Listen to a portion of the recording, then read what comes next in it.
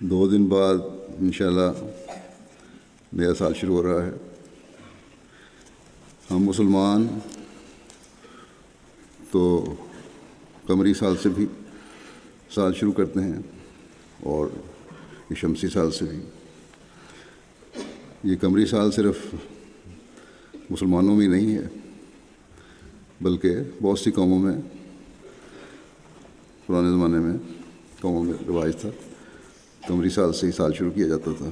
چینیوں میں بھی ہے، ہندوؤں میں بھی ہے، اور قوموں میں بھی ہے، بہت سے مذہبوں میں پایا جاتا ہے۔ اور اسلام سے پہلے عرب میں بھی دنوں کے حساب کے لیے قمری کیلنڈری رائج تھا۔ بہرحال دنیا میں عام طور پر یہ گریگورین کیلنڈر رائج ہے اور سب اس کو سمجھتے ہیں۔ اس لیے ہر قوم اور ہر ملک نے اس کیلنڈر کو اپنے دنوں اور مہینوں کے حساب کے لیے اپنا لیا ہے۔ اسی وجہ سے دنیا میں ہر سال ہر جگہ اس کے حساب سے 1 جنوری سے سال شروع ہوتا ہے اور 31 دسمبر کو ختم ہوتا ہے۔ بہرحال سال آتے ہیں، 12 مہینے گزرتے ہیں اور چلے جاتے ہیں، چاہے قمری مہینے کے سال ہوں یا یہ جو رائج کیلنڈر ہے گریگورین کیلنڈر اس کے سال ہوں۔ لیکن دنیا والے دنوں اور مہینوں اور سالوں کو دنیاوی گل گپاڑے اور ہاہو اور دنیاوی تسکین کے کاموں میں گزار کر بیٹھ جاتے ہیں، چاہے وہ مسلمانوں میں سے ہیں یا غیر مسلموں میں سے۔ نئے سال کے آغاز پر جو 1 جنوری سے شروع ہوتا ہے، دنیا والے کیا کچھ نہیں کرتے۔ مغربی ممالک میں یا ترقی یافتہ ممالک میں خاص طور پر اور باقی دنیا میں بھی 31 دسمبر اور 1 جنوری کی درمیانی رات کو کیا کچھ شور و غل نہیں ہوتا۔ آدھی رات تک خاص طور پر جاگا جاتا ہے، بلکہ ساری رات جاگتے ہیں، صرف شور شرابے کے لیے، شراب کباب کے لیے، ناچ گانے کے لیے۔ گویا گزشتہ سال کا اختتام بھی لغویات اور بیہودگیوں کے ساتھ ہوتا ہے اور نئے سال کا آغاز بھی لغویات کے ساتھ ہوتا ہے۔ دنیا کی اکثریت کی دین کی آنکھ تو اندھی ہو چکی ہے، اس لیے ان کی تو نظر تو وہاں تک پہنچ نہیں سکتی جہاں مومن کی نظر پہنچتی ہے اور پہنچنی چاہیے۔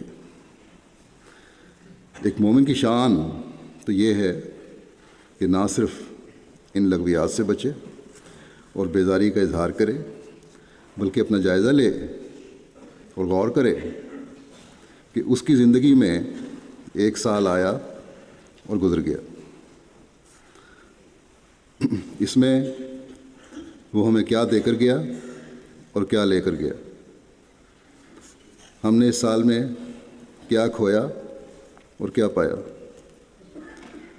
کیا ایک مومن نے دنیاوی لحاظ سے دیکھنا ہے کہ اس سال میں اس نے کیا کھویا اور کیا پایا،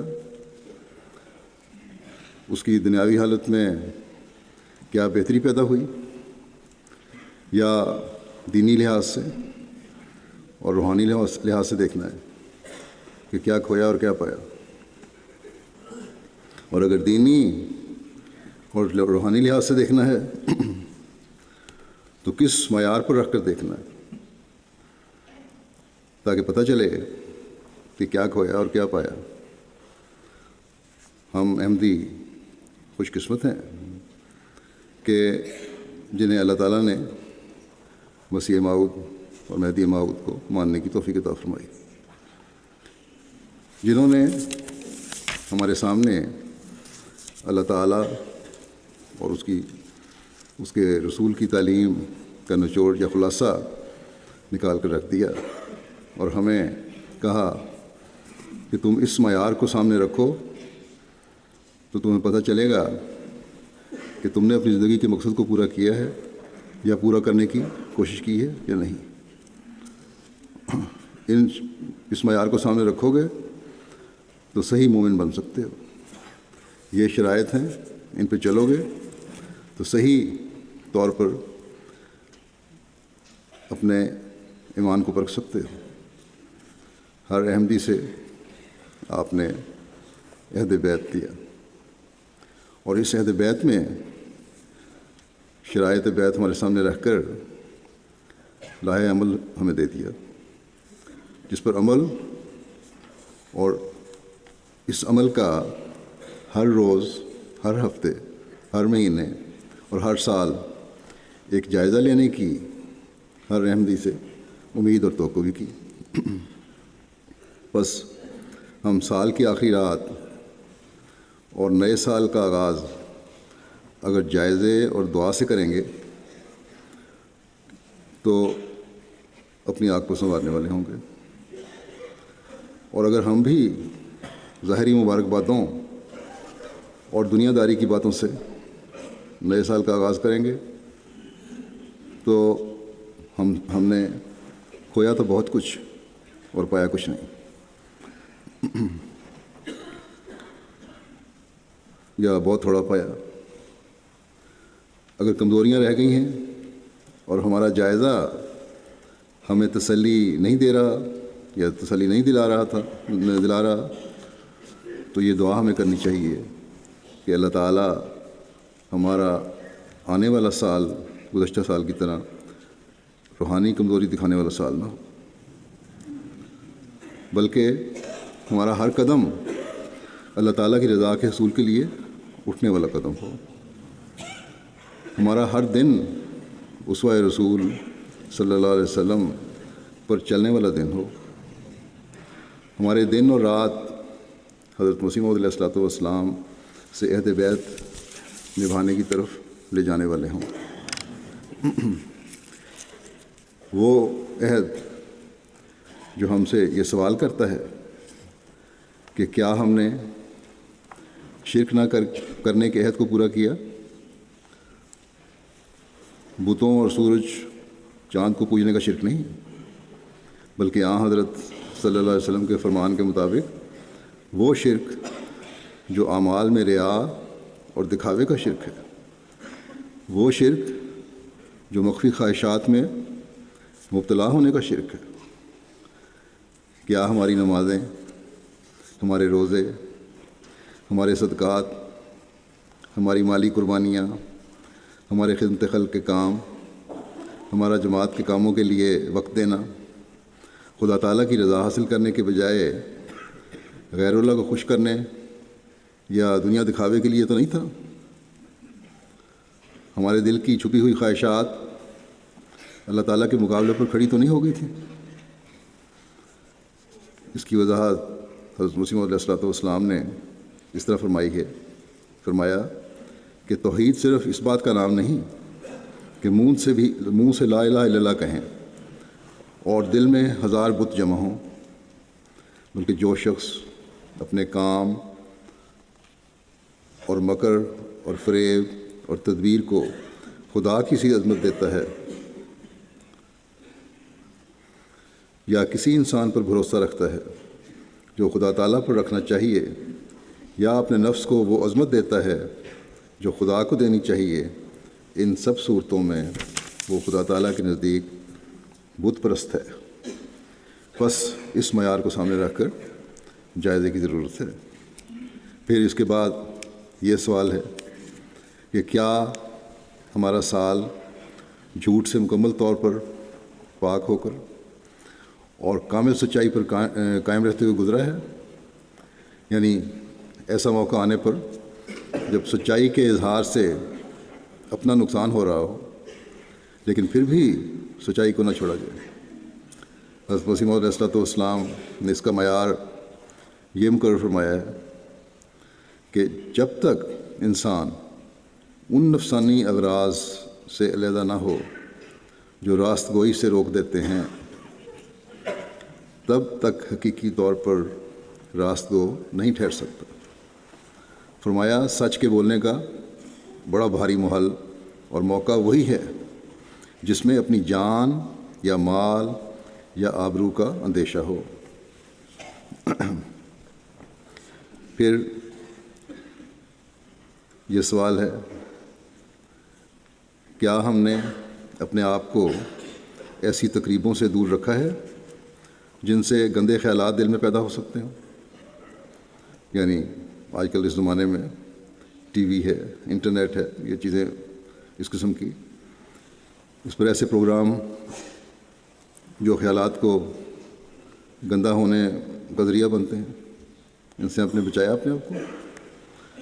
اگر ہم ان ذریعوں سے گندی فلمیں اور پروگرام دیکھ رہے ہیں تو ہم عہد بیت سے دور ہٹ گئے ہیں اور ہماری حالت قابل فکر ہے، کیونکہ یہ باتیں ایک قسم کے زنا کی طرف لے جاتی ہیں۔ پھر سوال یہ ہے کہ کیا ہم نے بد نظری سے اپنے آپ کو بچانے کی ہر ممکن کوشش کی ہے اور کر رہے ہیں؟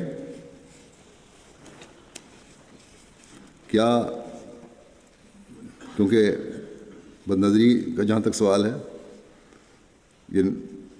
اس میں یہ حکم جو ہے عورتوں اور مردوں دونوں کے لیے ہے کہ کیونکہ اس امکانات پیدا ہو سکتے ہیں کھلی نظر سے دیکھنے سے، اس لیے اپنی نظریں نیچی رکھو اور غض بصر سے کام لو۔ پھر سوال یہ ہے کہ کیا ہم نے فسق و فجور کی ہر بات سے اس سال میں بچنے کی کوشش کی ہے؟ حضرت صلی اللہ علیہ وسلم نے فرمایا کہ مومن سے گالی گلوچ کرنا فسق ہے۔ سختی سے، لڑائی سے، جب لڑائی جھگڑا ہوتا ہے سو آدمی سخت الفاظ بھی کہہ دیتا ہے اور برے الفاظ بھی کہہ دیتا ہے، اور ایک مومن دوسرے مومن سے جب یہ کر رہا ہو تو یہ فسق ہے، بلکہ کسی سے بھی کر رہا ہو جب تو یہ فسق ہے۔ پھر آپ نے فرمایا کہ تاجر فاجر ہوتے ہیں۔ عرض کیا گیا یہ تو حلال ہے، تجارت کرنا تو حلال ہے۔ آپ صلی اللہ علیہ وسلم نے فرمایا مگر جب یہ لوگ سودا بازی کرتے ہیں تو جھوٹ بولتے ہیں اور قسمیں اٹھا اٹھا کر قیمتیں بڑھاتے ہیں۔ اسی طرح آپ نے شکر اور صبر نہ کرنے والوں کو بھی فاسق فرمایا ہے۔ بس یہ ہے گہرائی فسق سے بچنے کی۔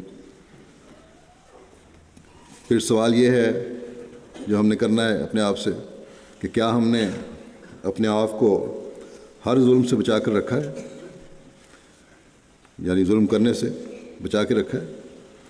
حضرت صلی اللہ علیہ وسلم نے فرمایا کہ کسی کی ایک ہاتھ زمین بھی دبا لینا، تھوڑی سی زمین بھی کسی کی دبا لینا، یا کسی کا ایک کنکر، چھوٹا سا پتھر جو ہے کنکری مٹی کی ٹکڑا، وہ بھی غلط طریق سے لینا ظلم ہے۔ بس یہ معیار ہے جس پہ ہم نے اپنے آپ کو پرکھنا ہے۔ پھر سوال یہ کرنا ہے کہ کیا ہم نے ہر قسم کی خیانت سے اپنے آپ کو پاک رکھا ہے؟ آپ صلی اللہ علیہ وسلم نے فرمایا کہ اس سے بھی خیانت نہیں کرنی جو تم سے خیانت کرتا ہے، یہ ہے معیار۔ پھر ہم نے یہ سوال کرنا ہے کہ کیا ہم نے ہر قسم کے فساد سے بچنے کی کوشش کی ہے؟ آپ صلی اللہ علیہ وسلم نے فرمایا کہ شریر ترین لوگ فسادی ہیں، اور یہ فسادی ہیں جو چغل خوری سے فساد پیدا کرتے ہیں، یہاں کی بات وہاں لگائی، ادھر سے ادھر بات پھیلائی، وہ لوگ فسادی ہیں۔ محبت کرنے والوں کے درمیان بگاڑ پیدا کرتے ہیں جو لوگ، وہ فسادی ہیں۔ جو فرما بردار ہیں، اطاعت کرنے والے ہیں، نظام کی ہر بات کو ماننے والے ہیں، انہیں، یا دین کی ہر بات کو ماننے والے ہیں، اس سے انہیں کسی غلط کام میں مبتلا کرنے کی کوشش کرتے ہیں یا گناہ میں مبتلا کرنے کی کوشش کرتے ہیں وہ فسادی ہیں۔ بس یہ ہے معیار فساد ہونے کا اور فساد سے بچنے کا۔ پھر سوال یہ ہے کہ کیا ہر قسم کے باغیانہ رویے سے پرہیز کرنے والے ہم ہیں؟ پھر یہ سوال ہے کہ کیا ہم نے نفسانی جوشوں سے مغلوب تو نہیں ہو جاتے؟ آج کل کے زمانے میں کیونکہ ہر طرف بے حیائی پھیلی ہوئی ہے، ان نفسانی جوشوں سے بچنا بھی ایک جہاد ہے۔ پھر سوال یہ ہے کہ کیا ہم 5 وقت نمازوں کا التزام کرتے رہے ہیں، سال میں باقاعدگی سے پڑھتے رہے ہیں؟ کہ اس کی کئی جگہ اللہ تعالیٰ نے قرآن کریم میں تلقین فرمائی ہے، نصیحت فرمائی ہے، بلکہ ہدایت حکم دی ہے۔ اور حضرت صلی اللہ علیہ وسلم نے فرمایا کہ نماز کو چھوڑنا انسان کو شرک اور کفر کے قریب کر دیتا ہے۔ پھر ہم نے یہ سوال کرنا ہے کہ کیا نماز تہجد پڑھنے کی طرف ہماری توجہ رہی؟ کہ حضرت صلی اللہ علیہ وسلم کا اس بارے میں ارشاد ہے کہ نماز تہجد کا التزام کرو، اس میں باقاعدگی پیدا کرنے کی کوشش کرو، یہ صالحین کا طریق ہے۔ یہ فرمایا کہ یہ قرب الہی کا ذریعہ ہے، فرمایا کہ اس کی عادت گناہوں سے روکتی ہے، فرمایا کہ برائیوں کو ختم کرتی ہے اور جسمانی بیماریوں سے بھی بچاتی ہے۔ پھر ہم نے یہ سوال کرنا ہے کہ کیا ہم حضرت صلی اللہ علیہ وسلم پر درود بھیجنے کی باقاعدہ کوشش کرتے رہے ہیں یا کرتے ہیں؟ کہ یہ اللہ تعالیٰ کی خاص حکموں میں سے ایک حکم ہے مومنوں کو، اور یہ دعاؤں کی قبولیت کا ذریعہ بھی ہے۔ حضرت صلی اللہ علیہ وسلم نے فرمایا اگر درود کے بغیر دعائیں ہیں تو یہ زمین اور آسمان کے درمیان ٹھہر جاتی ہیں۔ اگر تم نے درود نہیں پڑھا اور تم دعائیں کر رہے ہو تو زمین سے اٹھیں گی دعائیں، آسمان تک نہیں پہنچیں گی، درمیان میں ٹھہر جائیں گی، اور کیونکہ ان میں وہ طریق شامل نہیں جو اللہ تعالیٰ نے بتایا ہے۔ آسمان تک پہنچانے کے لیے ضروری ہے کہ دعاؤں کے ساتھ درود بھی ہو۔ پھر سوال ہم نے یہ کرنا ہے کہ کیا ہم باقاعدگی سے استغفار کرتے رہے ہیں؟ حضرت صلی اللہ علیہ وسلم فرماتے ہیں کہ جو شخص استغفار کو چمٹا رہتا ہے، یعنی باقاعدگی سے کرتا رہتا ہے، اللہ تعالیٰ اس کے لیے ہر تنگی سے نکلنے کی راہ بنا دیتا ہے اور ہر مشکل سے کشائش کی راہ پیدا کر دیتا ہے، اور اسے ان راہوں سے رزق عطا کرتا ہے جس کا وہ تصور بھی نہیں کر سکتا۔ پھر سوال یہ ہے کہ کیا اللہ تعالیٰ کی حمد کرنے کی طرف ہماری توجہ رہی؟ کہ حضرت صلی اللہ علیہ وسلم نے فرمایا ہے کہ اللہ تعالیٰ کی حمد کے بغیر شروع کیا جانے والا کام ناقص رہتا ہے، بے برکت ہوتا ہے، بے اثر ہوتا ہے۔ پھر سوال یہ ہے کہ کیا ہم اپنوں اور غیروں سب کو کسی بھی قسم کی تکلیف پہنچانے سے گریز کرتے رہے ہیں؟ کیا ہمارے ہاتھ اور ہماری زبانیں دوسروں کو تکلیف پہنچانے سے بچی رہی ہیں؟ کیا ہم عفو اور درگزر سے کام لیتے رہے ہیں؟ کیا عاجزی اور انکساری ہمارا امتیاز رہا ہے؟ کیا خوشی، غمی، تنگی اور آسائش ہر حالت میں ہم خدا تعالیٰ کے ساتھ وفا کا تعلق رکھتے رہے ہیں؟ کبھی کوئی شکوہ تو نہیں پیدا ہوا اللہ تعالیٰ سے کہ میری دعائیں کیوں قبول نہیں کی گئیں، یا مجھے اس تکلیف میں کیوں مبتلا کیا گیا ہے؟ اگر یہ شکوہ ہے تو وہ انسان مومن نہیں رہ سکتا۔ پھر سوال یہ ہے کہ کیا ہر قسم کی رسوم اور ہوا و ہوس کی باتوں سے ہم نے پوری طرح بچنے کی کوشش کی ہے؟ حضرت صلی اللہ علیہ وسلم نے فرمایا کہ یہ رسوم اور بدعات تمہیں گمراہی کی طرف لے جاتی ہیں، ان سے بچو۔ پھر سوال یہ ہے کہ کیا قرآن کریم اور حضرت صلی اللہ علیہ وسلم کے احکامات اور ارشادات کو ہم مکمل طور پر اختیار کرنے کی کوشش کرتے رہے ہیں؟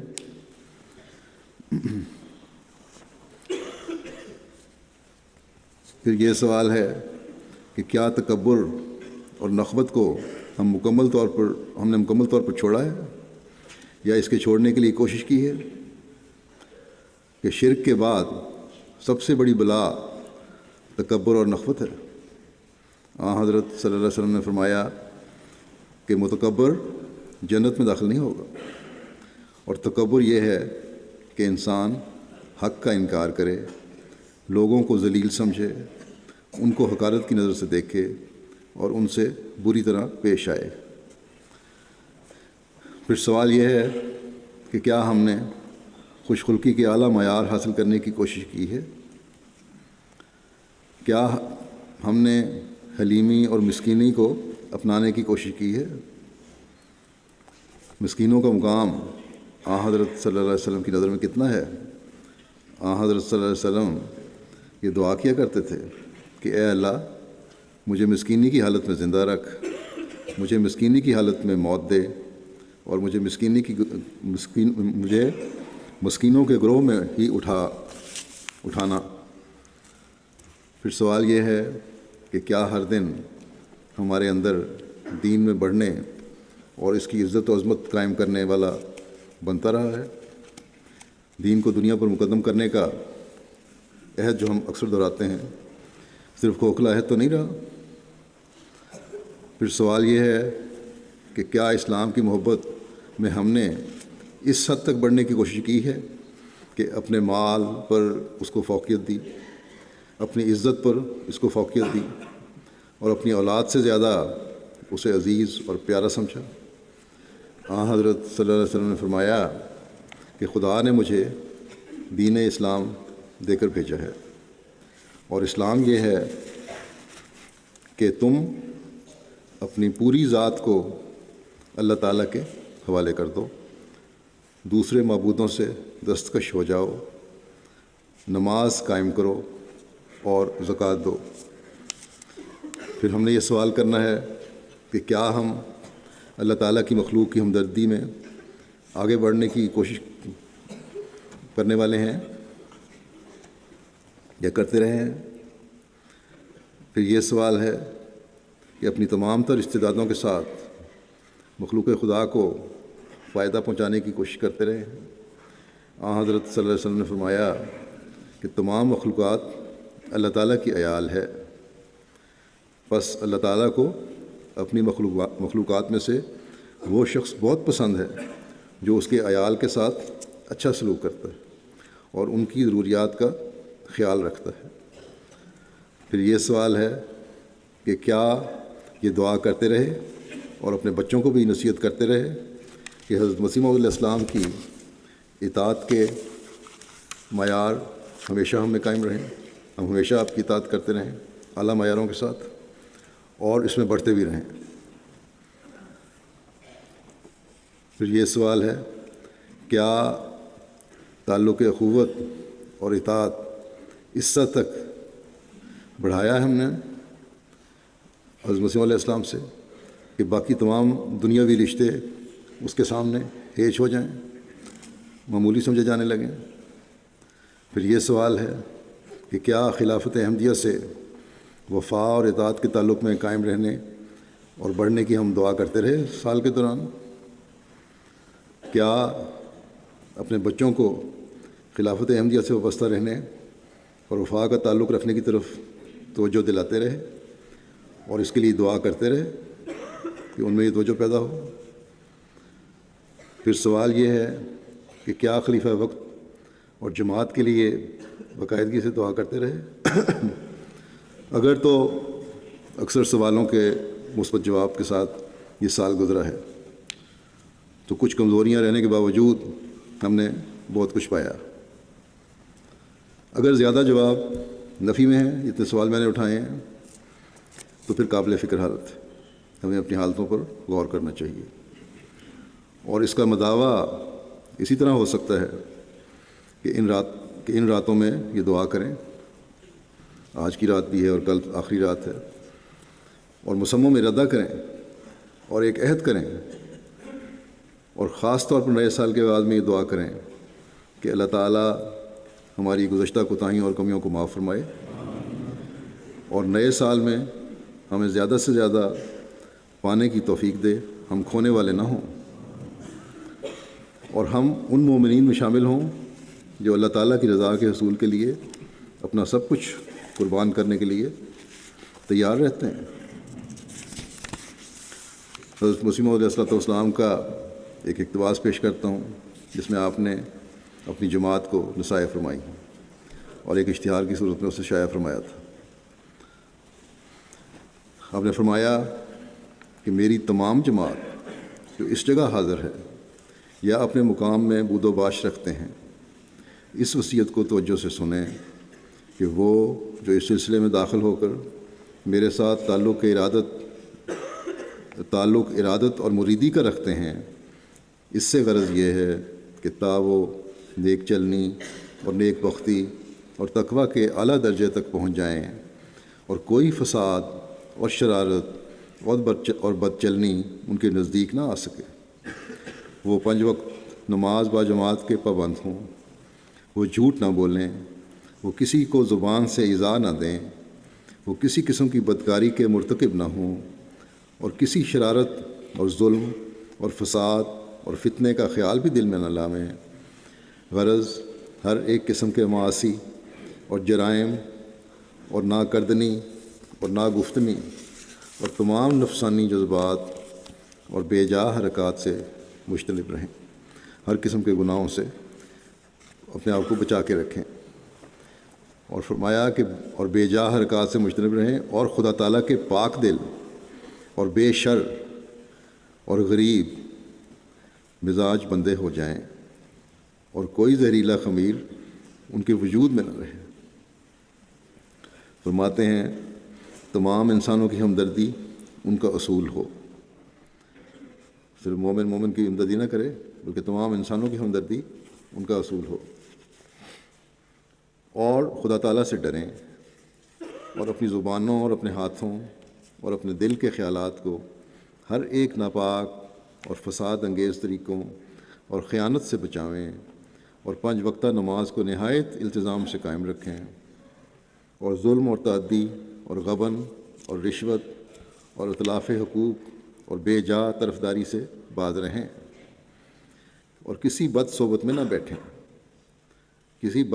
بیٹھیں، اور اگر بعد میں ثابت ہو کہ ایک شخص جو ان کے ساتھ آمد و رفت رکھتا ہے وہ خدا تعالیٰ کے احکام کا پابند نہیں ہے، یا حقوق عباد کی کچھ پرواہ نہیں رکھتا، اور یا ظالم طبع اور شریر مزاج اور بد چلن آدمی ہے، اور یا یہ کہ جس شخص سے تمہیں تعلق بیعت اور ارادت ہے اس کی نسبت ناحق اور بے وجہ بدگوئی اور بے زبان درازی اور بد زبانی اور بہتان اور افتراء کی عادت جاری رکھ کر خدا تعالیٰ کے بندوں کو دھوکہ دینا چاہتا ہے، تو تم پر لازم ہوگا کہ اس بدی کو اپنے درمیان سے دور کرو، اور ایسے انسان سے پرہیز کرو جو خطرناک ہے۔ یعنی ہر وہ شخص جو حضرت مسیح علیہ السلام کے خلاف بولتا ہے، اس کی صحبت میں بیٹھنے سے، اس سے دوستی رکھنے سے، اس سے تعلق رکھنے سے بچو، کیونکہ یہ بہت خطرناک چیز ہے۔ اور فرماتے ہیں اور چاہیے کہ کسی مذہب اور کسی قوم، اس کا مطلب یہ نہیں کہ تبلیغ نہیں کرنی، مطلب یہ ہے کہ ان سے غیروں سے تو کرنی ہے، لیکن وہ لوگ جو منافق طبع ہوتے ہیں یا غلط قسم کی باتیں کرنے والے ہیں اور اس بات پر مصر ہیں کہ حضرت مسیح علیہ السلام کو سوائے گالیوں کے علاوہ بات ہی نہیں کرنی یا جماعت کے خلاف بولنا ہے، ان سے بچو۔ جو سعید فطرت ہیں سنتے بھی ہیں بات۔ پھر آپ فرماتے ہیں کہ اور چاہیے کہ کسی مذہب اور کسی قوم اور کسی گروہ کے آدمی کو نقصان رسانی کا ارادہ مت کرو، اور ہر ایک کے لیے سچے ناصح بنو، اور چاہیے کہ شریروں اور بدماشوں اور مفسدوں اور بد چلنوں کو ہرگز تمہاری مجلس میں گزر نہ ہو، اور نہ تمہارے مکانوں میں رہ سکیں کہ وہ کسی وقت تمہاری ٹھوکر کا موجب ہوں گے۔ اگر قریب رہیں گے زیادہ تو تمہیں بھی ٹھوکر لگے گی۔ فرمایا یہ وہ امور اور وہ شرائط ہیں جو میں ابتدا سے کہتا چلا آیا ہوں۔ میری جماعت میں سے ہر ایک فرد پر لازم ہوگا کہ ان تمام وصیتوں کے کاربند ہوں، اور چاہیے کہ تمہاری مجلسوں میں کوئی ناپاکی اور ٹھٹھے اور ہنسی کا مشغلہ نہ ہو، اور نیک دل اور پاک طبع اور پاک خیال ہو کر زمین پر چلو۔ یاد رکھو ہر ایک شر مقابلے کے لائق نہیں ہے، اس لیے لازم ہے کہ اکثر اوقات عفو اور درگزر کی عادت ڈالو۔ ہر جگہ مقابلہ کرنے کی ضرورت نہیں ہے، معاف کرنے کی عادت ڈالو، اور صبر اور حلم سے کام لو، اور کسی پر ناجائز طریق سے حملہ نہ کرو، اور جذبات نفس کو دبائے رکھو، اور اگر کوئی بحث کرو یا کوئی مذہبی گفتگو ہو تو نرم الفاظ اور مہذبانہ طریق سے کرو۔ بحث کرنی ہے، مذہبی گفتگو کرنی ہے، کرو لیکن مہذبانہ طریق پر۔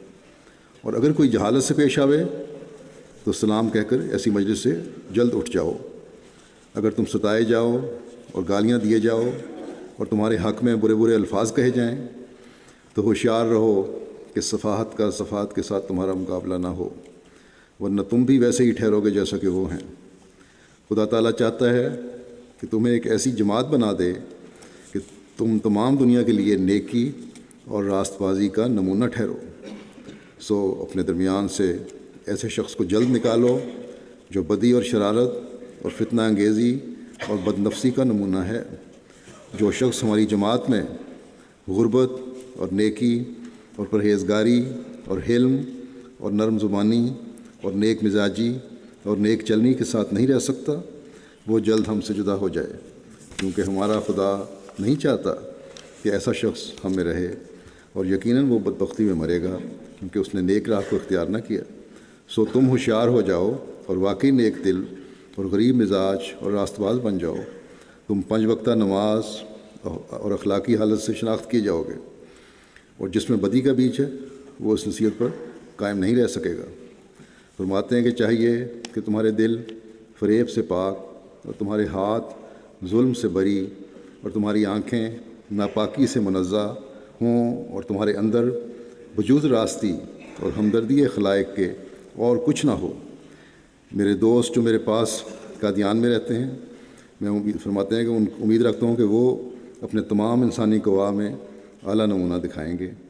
فرماتے ہیں کہ میں نہیں چاہتا کہ اس نیک جماعت میں کبھی کوئی ایسا آدمی مل کر رہے جس کے حالات مشتبہ ہوں، یا جس کے چال چلن پر کسی قسم کا اعتراض ہو سکے، یا اس کی طبیعت میں کسی قسم کی مفسدہ پردازی ہو، یا کسی اور قسم کی ناپاکی اس میں پائی جائے۔ لہٰذا ہم پر یہ واجب اور فرض ہوگا کہ اگر ہم کسی کی نسبت کوئی شکایت سنیں گے کہ وہ خدا تعالیٰ کے فرائض کو عمداً ضائع کرتا ہے، جان بوجھ کر ضائع کرتا ہے، یا کسی ٹھٹھے اور بےہودگی کی مجلس میں بیٹھا ہوا ہے، مخالفین کی ایسی مجلسوں میں بیٹھتا ہے جہاں ٹھٹھا اور بےہودگی ہو رہی ہے، یا ویسے ایسی مجالس ہیں جو گندی مجالس ہیں، یا کسی اور قسم کی بد چلنی اس میں ہے، تو وہ فی الفور اپنی جماعت سے الگ کر دیا جائے گا۔ جناب فرماتے ہیں اصل بات یہ ہے کہ کھیت جو محنت سے تیار کیا جاتا اور پکایا جاتا ہے، اس کے ساتھ خراب بوٹیاں بھی پیدا ہو جاتی ہیں جو کاٹنے اور جلانے کے لائق ہوتی ہیں۔ ایسا ہی قانون قدرت چلا آیا ہے جس سے ہماری جماعت باہر نہیں ہو سکتی، اور میں جانتا ہوں کہ وہ لوگ جو حقیقی طور پر میری جماعت میں داخل ہیں، ان کے دل خدا تعالیٰ نے ایسے رکھے ہیں کہ وہ طبعاً بدی سے متنفر اور نیکی سے پیار کرتے ہیں، اور میں امید رکھتا ہوں کہ وہ اپنی زندگی کا بہت اچھا نمونہ لوگوں کے لیے ظاہر کریں گے۔ اللہ تعالیٰ کرے کہ ہم حضرت مسیح علیہ السلام کی اس نصیحت اور اس انتباہ کو سامنے رکھتے ہوئے اپنی زندگیاں گزارنے والے ہوں، جو عہد بیعت ہم نے کیا ہے اسے پورا کرنے والے ہوں، ہماری زندگیاں اللہ تعالیٰ کی رضا کے حصول کے لیے گزرنے والی ہوں، ہم اپنی زندگیوں کو حضرت مسیح علیہ السلام کی خواہش کے مطابق ڈھالتے ہوئے اپنی زندگی کا اچھا نمونہ لوگوں کے سامنے پیش کرنے والے اور ظاہر کرنے والے ہوں۔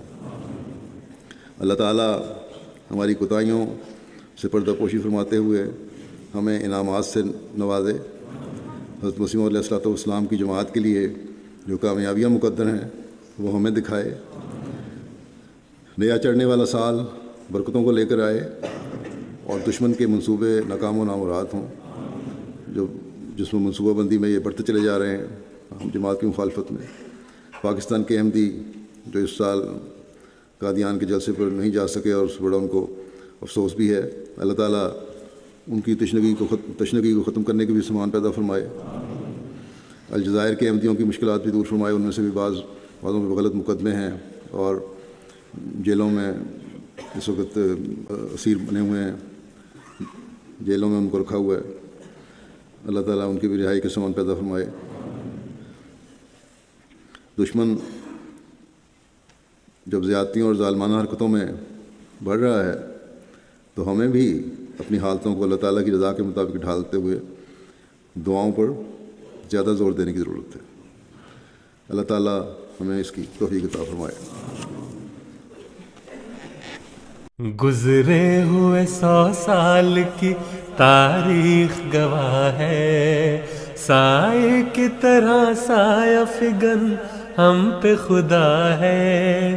گزرے ہوئے 100 سال کی تاریخ گواہ ہے، سائے کی طرح سایہ فگن ہم پہ خدا ہے.